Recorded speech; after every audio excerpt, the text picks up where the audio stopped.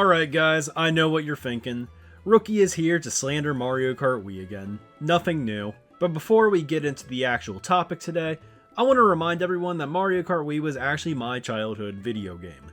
It was my first competitive video game experience. I've played it for more hours than 99% of you, and even have had some nifty accomplishments back in my day. See, look at this one. I made the worldwide top 10 leaderboard for one of the tournament things. That's pretty impressive, right? Some of my most viewed videos are Mario Kart Wii uploads, actually. But here's the thing. I love Mario Kart Wii, but I think for a long time now, the very vocal fanbase and their at times non-objective and sometimes even downright fairy tale-like perspectives on the series at large has been so deafening that it has actually made almost every other game in the series underappreciated to some extent. Now, I thought I was potentially going crazy during the early stages of the booster pass, but now after the Wave 6 teaser, I finally feel confident enough to just say it. All you Wii fans have even got Nintendo starry-eyed over this former best-selling Mario Kart game ever, and I'd like to address this finally. Do we have some kind of crazy conclusion today? Well, perhaps not. You all read the title, and you know my opinion now, but for some fun, let's go through the timeline of the Booster Pass and see how perspectives changed along the way to arrive at this point. Alright, February 2022, the Booster Pass and its first wave are revealed. What do we got? Well, nothing too suspicious to start. When Wave 1 came out, a formula appeared.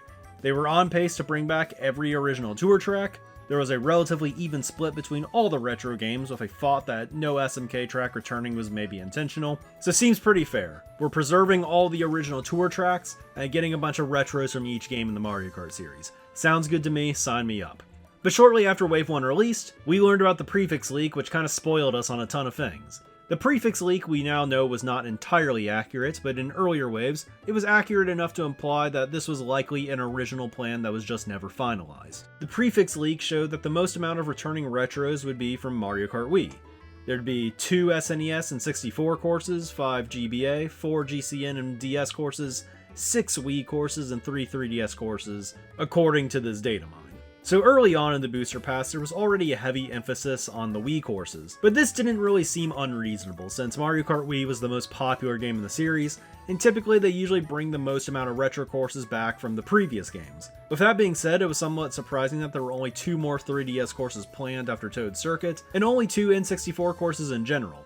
But the question mark slots on this Prefix Leak opened up some belief that it would be better balanced by the end. The question mark slot lined up with something like Ninja Hideaway after the first wave, but at the time, over 2 years into the life of Tour, there were only 2 original Tour tracks including Ninja Hideaway, and a lot more question mark slots overall.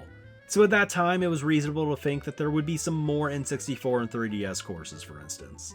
The Mario Kart Wii community has always had a bit of distaste for Mario Kart 8. Many players take it as a bit of a threat, and historically speaking, the game is probably actually responsible for the shutdown of Nintendo Wi-Fi servers. A lot of Wii fans have their reasons as to why their game is better, and a common discussion point is that their game is more free from the evils of Lakitu. Of course, going off the track in Mario Kart 8 immediately results in Lakitu catching you and sending you back, and this effectively made Mario Kart 8 glitch-proof, but a lot of players saw this as an anti-fun type of feature. One thing I've always found frustrating about Wii vs 8 discourse is that both sides will pass off personal preference or things that don't even matter as objective reason as to why one game sucks. This confirmation came from many players upon the release of Wave 1. The Wave 1 Wii track was Coconut Mall, and the cars were different on it. They were stationary unlike the Wii version. Personally speaking, I actually liked it this way. The glider mechanics in 8D allowed for some pretty crazy strategies to take place into this section, and I felt that adding an element of randomness to these fly-in strats was probably not the best idea. But this made a lot of people upset, and reiterated to many that the Booster Pass was lazy, and that Mario Kart 8 stood against everything that made MKWii fun. To them, they had ruined Coconut Mall. So when the Wave 2 trailer came out, Mushroom Gorge was included, and the discussion immediately shifted to how Nintendo was going to ruin this course too, by removing the somewhat iconic gap jump that ended the track. Believe it or not, people were surprised to find out that this was not only not the case, but that the track actually had a harder and faster, more risky variant if you could time your jump right to get more air and clear the fence on the left. There were a lot of questions on how this section would work, especially since the glider mushroom stayed from Mario Kart 7, which allowed you to glide over the gap in that game. But in this version, your glider pretty much gets forced to the ground before the gap. And I do think that this was the best possible thing they could have done for the course, even if the ending gets a little bit silly and depends solely on who pulls mushrooms. But Wave 2 was not just a small victory for Wii fans either, because Nintendo had heard the noise. Coconut Mall's cars now moved again in Wave 2. Not entirely like in Mario Kart Wii, but enough to be an actual road hazard now in their own unique way. This restored lots of the charm to the course for these fans still. And with the SNES course also being a Wii Retro as an added bonus, I think it's safe to say that Wave 2 was a pretty big victory for the MKWii crowd. So moving on, the Wave 3 teaser trailer showed off yet another Wii Retro track in Peach Gardens, but this was a relatively minor victory for them. Up to this point, the Prefix Leak appeared to be 100% accurate, and as such, this meant a few things. One, either some new tour original tracks were coming out soon, or we'd be getting additional surprise retro courses. Two, this was going to be the one wave with no Wii track. Because Merry Mountain was in the Wave 3 teaser as well, and made sense as the question mark course, it was rather plausible to believe that if the question mark slots could be retro courses at some point, that they would not be a Wii course. This is because the most likely time for them to add a Wii course as one of those question marks would have been in Wave 3, where there wasn't a Wii course planned from the start. So the appearance of Merry Mountain kind of destroyed that thought before it could really take off. Yet, when the full Wave 3 trailer came out, I think everyone was shocked to see Maple Treeway lead the pack. Now this was a head scratcher. Everything else in Wave 3 matched up with the Prefix Leak. It appeared that Maple Treeway had just jumped a GCN course, which was quite strange since no Double Dash tracks have been released in the Booster Pass yet. The thought initially is that they had chosen the 48 courses to begin with, so we would just see an extra GameCube course later in the Booster Pass. But it's weird that it replaced a GCN course of all things. Logically speaking, we all thought Maple Treeway was from Wave 6 due to the time of year, but also because Wave 6 had 2 Wii tracks.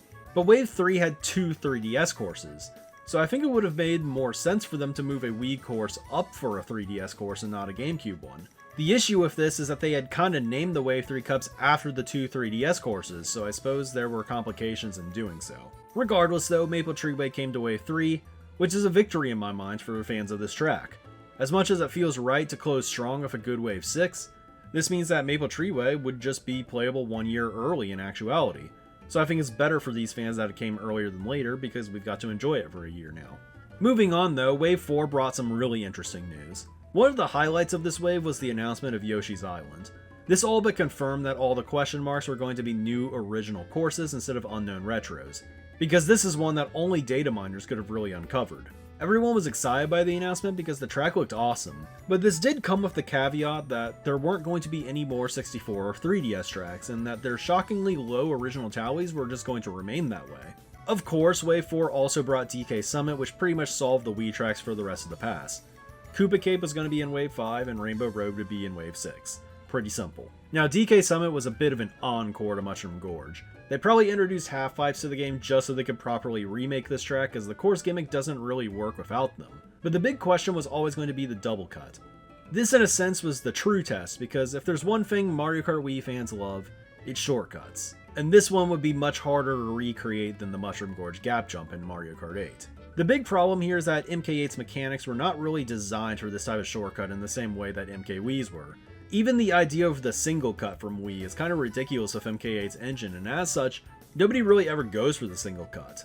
In Mario Kart Wii, this was a moderately intricate shortcut. There was not a lot of margin for error if you wanted to clear the gap, and only a little bit of the road wasn't cut off by the red fence next to it. This was never going to be pretty in a game where most people use carts, and I think even Nintendo knew this. So the solution? Well, let's just get rid of the entire fence!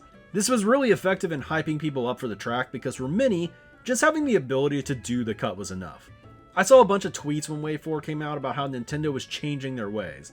To me, it felt like nostalgia pandering, which is a fine thing to do in video games, don't get me wrong. I'm not really bothered by it. But I do still prefer the section in Mario Kart Wii where there was a massive risk and reward factor every time you just went for the cut, as one thing going wrong would derail your entire race. The cut in Deluxe is just the standard racing line, regardless of situation. I've never been in a situation where I was like, oh, I need to go around now, even when there's a lightning bolt or something like that in the middle of it. Perhaps I'm looking too deeply into this, but when I saw the change to the fence, it really did feel like there was some extra attention given to the Mario Kart Wii fanbase when thinking about the Booster Pass at large. There was the emphasis on old shortcuts, moving a course up 3 waves, more tracks from this game than the others, and there was even that change to Coconut Mall, and I think that was the only track that really ever had any modifications. You know, Waluigi Pinball also had a missing aspect to it at the end of the course as well in the form of the sound effects, a change that would be easier to implement than the moving cars, I'd imagine. But it was left as it was after Wave 3 came out. Sunset Wilds is now launched in Wave 5 without its main sunset gimmick in effect, and there was some outcry, but will it get a change too? Well, I hope so, but I definitely wouldn't bet on it currently. Rewinding for a second, there was a theory going around immediately after the Wave 3 trailer that they might not have just swapped the positions of Maple Tree Way and a GameCube track. It was possible that there was an additional Wii course in the booster pass now. I kind of believe this might happen because it felt like they were giving an abnormal amount of love to Mario Kart Wii up to this point, especially moving a track like Maple Tree Way up. These rumors pretty quickly lost their merit when the modders found that Maple Tree Way's ID was 6'2", matching one of the Wii stages from the original Prefix Leak. This meant that Maple Tree Way wasn't a late add, it was always planned for the booster pass. And additionally speaking, it looks like 4 GameCube courses were going to be great fits for the booster pass anyway. That being Daisy Cruiser, Waluigi Stadium, a jungle course, and a traffic course. So I was a little bit relieved because I kind of want to have a relatively even distribution of courses from each game. The reveal of Mushroom Bridge around this time in Tour further solidified that the replacement of a GCN course likely didn't happen. But then something weird started happening right before Wave 5. A bunch of new Wii remakes started appearing in Tour as well. In spite of this still, there was reason to believe that Mushroom Bridge would get a spot. Maple Tree Way had the matching ID as mentioned. We knew that Waluigi Stadium had been pushed from Wave 3 to Wave 4. They were likely just pushing some stuff back. And then the Wave 5 trailer launched with Koopa Cape as expected, and then 2 tracks later Moonview Highway was just in the game. So what happened? Well, some people still thought up until recently that Wave 6 would have 2 GameCube courses still, since indications were saying that they were scrapping a Mario Kart Tour Nitro course, or one of the question mark slots. These people rationalized that Moonview Highway had just replaced it, but to me this was never what I thought happened. This is because Moonview Highway filled the exact role that Mushroom Bridge would have filled in the booster pass. They were just the same type of track. Besides, I felt that it was still possible that they could make one final tour original course for Wave 6 still. And if not, I felt like the option of bringing in another N64 or 3DS course would be appealing, or even Airship Fortress, since, you know, it got a lot of public outcry when it didn't make it to Wave 4. So up to this point, there was truly already an overflowing amount of love given to the Wii fans. In the Prefix Leak, it was the most common game for retro courses. And then they made the rich richer by replacing a Double Dash track for another Wii track. It was after the Wave 5 trailer where I had my first hit tweet poking some fun at the spoiled MK Wii fans. I figured I'd have some fun with it. There were of course some that acknowledged that they were indeed feasting.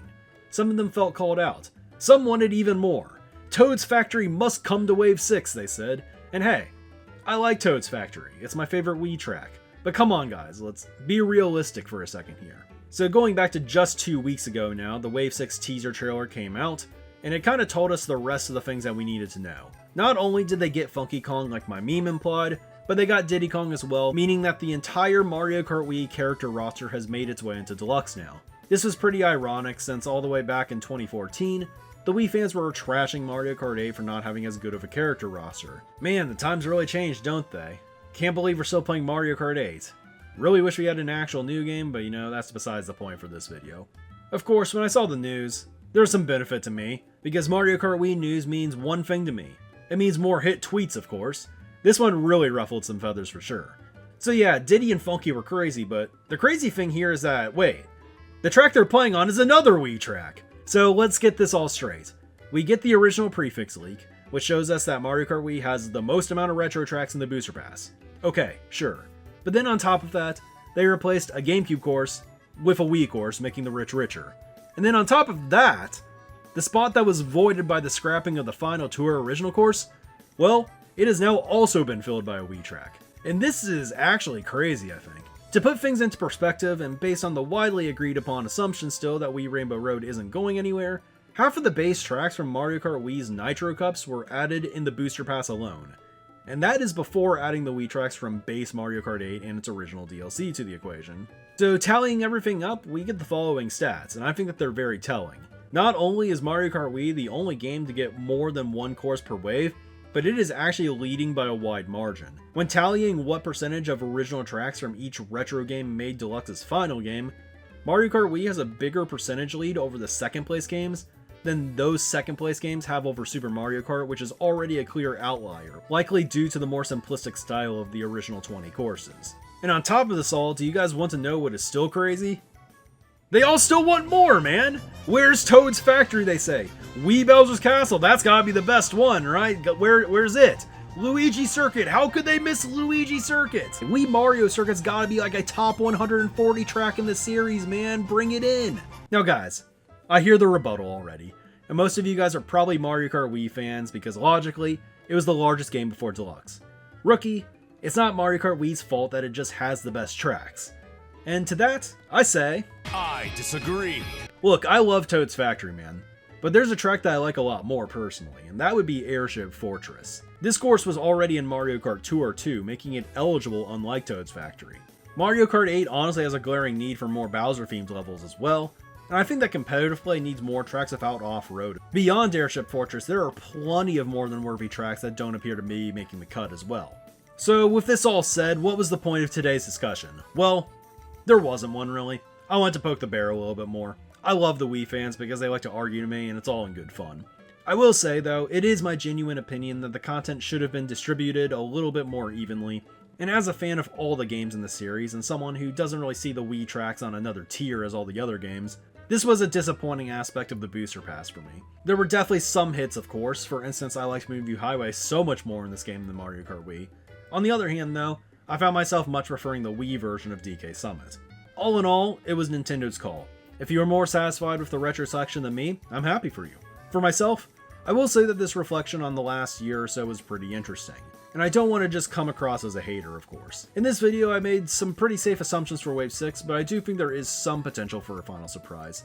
And once Wave 6 is officially out for a little bit, I plan to make a new video on how I would have changed the booster pass overall. In that video, I'll be giving myself the same standards and rules that Nintendo themselves has worked with. Tour content only, all the original tour courses get in, time of year considerations, etc. And we'll see then if I actually make many changes at all. But hopefully I see you all again for that one when we cross the finish line soon. But for today, thanks for watching, and I'll see you in the next one.